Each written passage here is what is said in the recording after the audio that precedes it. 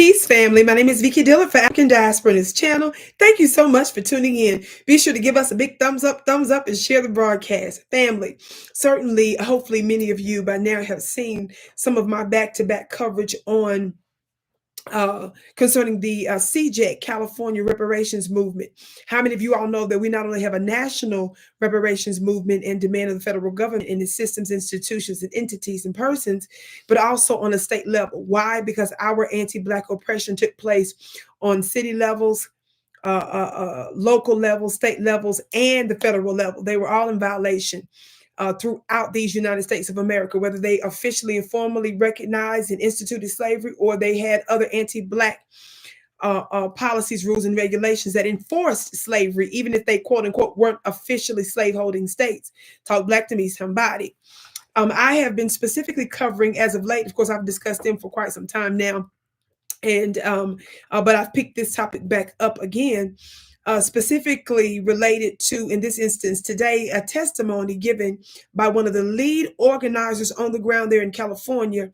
He exposed the California Legislative Black Caucus unlike anybody. I've discussed that and given you all receipts on that. Go back and look over the past few weeks, my coverage related to the leaks that came out during a radio broadcast. He exposed them. A caller called into one of their popular Black radio broadcasts out there, and when the caller called in, the brother broke down the fact that their legislative Black caucus out there ended up writing a letter to Governor Newsom asking for special monies from the reparations funding, y'all, for the entities and folks and groups that they have connections to. And there's some crazy stuff, and they were the ones that were slow walking the reparations bill while they was telling us out loud in public that the liberal governor there was threatening them.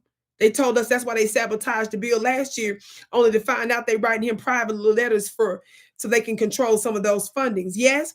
Well, I want you to watch just recently, just a matter of a few days ago, March 26th, he gave a testimony, very powerful and effective testimony during a California Senate hearing, Education Committee, a committee hearing. Watch this. Good morning, Senators. My name is Chris Lodgson. I'm the lead volunteer organizer and advocate with the Coalition for a Just and Equitable California, the state's leading grassroots coalition born to achieve reparations for California residents who descend from people emancipated from chattel slavery. We're here today in respectful opposition to SB 437. Here's why. First, the proposal directly contradicts the recommendations of the California Reparations Task Force. The task force did not, and I repeat, the task force did not recommend that the state conduct additional research to determine how an individual might determine their descendancy from U.S. chattel slavery. Second, third, fourth, fifth, and sixth. The proposal is unnecessary, redundant, raises serious risk of fiscal waste, would create crippling and cascading implementation delays, and was already rejected by community advocates. Specifically, it's unnecessary because tracing ancestry to U.S. chattel slavery is already a known practice conducted by genealogists literally every single day. It raises serious risk of fiscal waste because the research proposed directs millions of taxpayer dollars originally budgeted for reparations implementation to a multi-million-dollar genealogy research project with no start date and no end date to the research.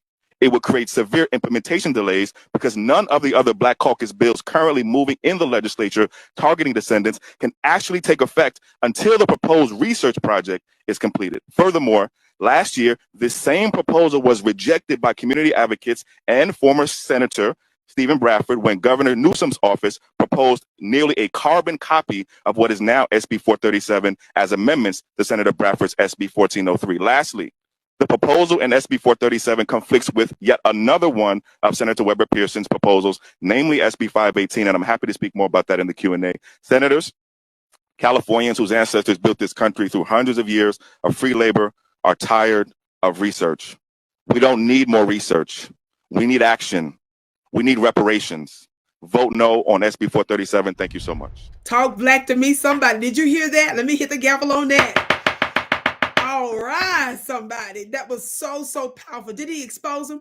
Didn't he talk about how the bill was redundant? Didn't he talk about no more studies? Didn't he let them know we're tired of waiting? Didn't he expose the Black Caucus?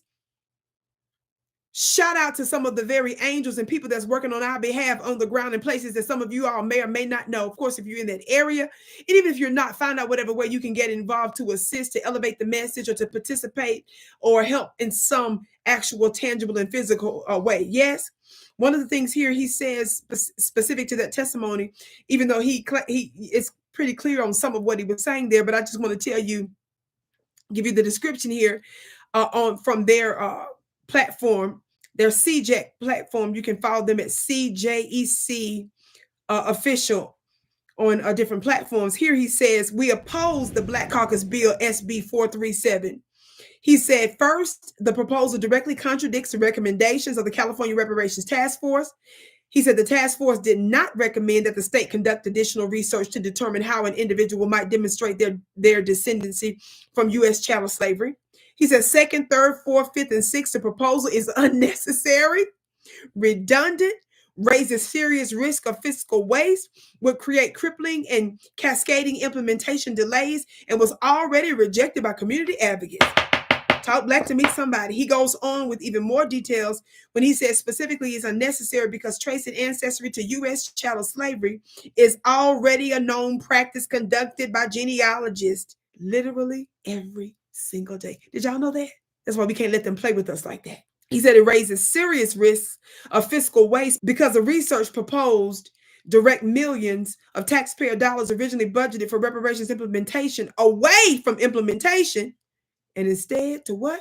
Multi-million-dollar genealogy research project with no start date and no end date to the research. He said it would create severe implementation delays because none of the other Black Caucus bills currently moving in the legislature targeting descendants can actually take effect until the proposed research project is completed. That's the trick of it all, family. He ends it by saying, furthermore, actually, he doesn't end it. It's a couple more things behind it, but I'm going to quickly say this.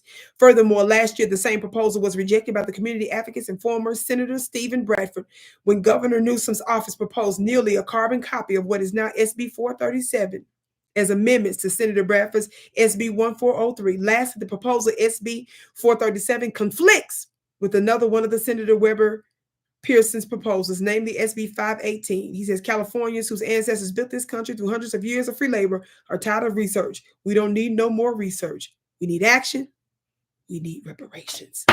What else does Vicki need to say but amen? And so ordered by the Black Court of Public Opinion.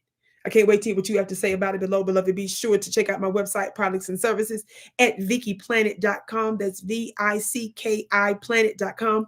Follow me at VickiDillard.tv as well. Share the broadcast here from African Diaspora News.